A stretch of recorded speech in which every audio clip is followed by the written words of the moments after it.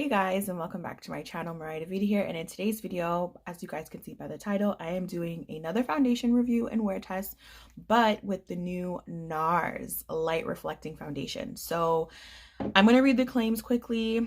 It says it improves the skin radiance by 61%, more even skin tone by 93%. And then it says, see your skin in the best light. Light reflecting foundation instantly diffuses light to blur imperfection and smooth the look of skin.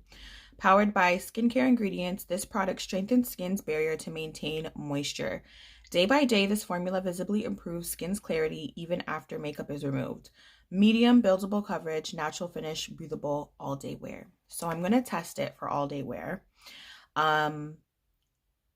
My first impression is that I love this foundation. It's actually beautiful. It looks beautiful on the skin. I know I just tried the Charlotte Tilbury one, and it's like pretty similar in terms of like coverage and what they claim and light wearing and hydrating, and this is the better one of the two for me. There's no clinging on my face. So if you want to see how I apply this foundation and see my final thoughts at the end once I do my wear test, then definitely keep on watching. So we're gonna get into this foundation. As I said at the beginning of the video, I got the shade Moorea, the same shade that I have in the soft matte foundation. So this is the foundation. Very nice packaging. Love that it has a pump. I'm just going to pump a few pumps onto my palette. I'm going to take my sponge that's already damp. I've already primed and color corrected. I'm just going to go in and apply the foundation. There's no scent. Okay. So yeah, the coverage is, I can see that it is medium for sure.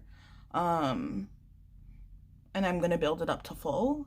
And it is glowy, but it's nothing like crazy glowy, like I wouldn't wear this, like I would wear this, you know what I mean? It has enough glow for me to be like, okay, I could probably work with this, especially because my primer, it's my same primer. It's the Hylamide AH Blur, and it works.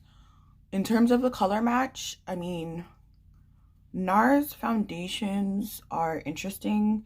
The other foundations around, like that surround this foundation, that's a little bit lighter and a little bit like darker, the undertones are not right. So Moorea just seems to be the best one. It is a little bit darker than me, and it's definitely warm because it looks orangey. But I know that when I'm done all of my makeup, it will come together as it does with the soft matte foundation. So I'm going to continue to do the rest of my face. Okay, so this is the foundation up close. You guys, I love this foundation. My first impression, I really like it. I really like it. I really like it. As you guys can see, there's no dry patches on my face. I don't know what the Charlotte Tilbury foundation did, because like my skin wasn't even dry like that. So I don't really understand. But anyways, that's neither here nor there. My first impression so far, I haven't even finished my face yet, but Nars did something. My face looks like nice and smooth, especially in those areas where I have texture. With moles, like all the little dots that you see on my face, those are moles. So I can't really do anything about that. But everywhere else where my skin is just kind of like more normal, it's very nice and smooth. I apply foundation on my neck, so I do use more foundation than the average person. I will say, if you want to get the most out of this foundation, to apply it with a brush, and you'll use less. I use a sponge, and we all know that sponges soak up your product, but I don't really care because I like how sponges end up making my foundation look. I know some people use a brush and then they go in with a sponge to get that same kind of effect, but I don't want to do that. So I don't really care, but I used multiple pumps to do my face. I did about 2 layers of this foundation to get it to be fuller coverage. So now I'm going to do the rest of my face. And like I told you guys, I'm going to be doing a wear test. Okay guys, so my hair's a little bit of a mess because I've been resting on it, and that's the edge control buildup and whatever. But we're gonna get into my makeup. So I've had this foundation on since about 11 o'clock, I'm gonna say. It's really like 10-ish, but I'm gonna say 11. And it is now like 6:30, so I've had the foundation on for like 7.5 hours, a regular like typical amount of time. And I am in love. So let's get closer.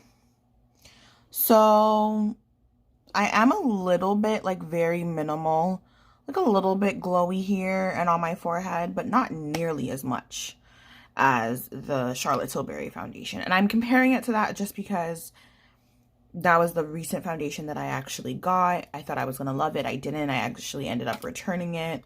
And I knew that I was going to get this. Like, I actually was going to get this regardless of the Charlotte Tilbury, but I ended up just exchanging that anyways.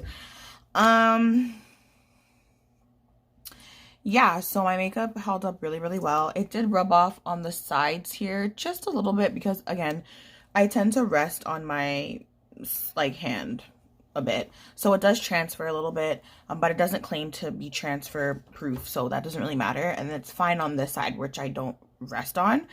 So besides that, this foundation held up so much better. And I just feel like if I really wanted the shine to go away, I would just need to dust a little bit of powder on and touch up my lips a little bit more, and I'd be good to go. So I definitely recommend this foundation. Nars actually is usually, like, they hit with foundations. The only foundation that I personally never repurchased was the Sheer Glow. It was too hydrating for my oily skin. So yeah, that and the soft matte. So this foundation and the soft matte, clutch. I definitely would recommend. If again, I have oily combination skin, so if you have oily combination skin, it's definitely worth a try. And obviously if you have dry skin, try it out. And even if you have oily skin, try it out. I would just say prep your skin accordingly. So how you do your skincare and your primers and whatever else is essential to how your foundation is going to lay in the first place. So just make sure you take care of that on your end and what you prefer, and I'm sure it'll work out beautifully. But yeah, she's staying in the collection. She is staying in the collection. Just gonna add her to my foundation stand. And yeah, I thoroughly enjoy it. That's pretty much the review. Comment down below if you have used this foundation, if you plan on purchasing. If you don't plan on purchasing, let me know. Don't forget to turn on your post notifications, share this video with a friend, and I'll see you guys in the next one. Bye, loves.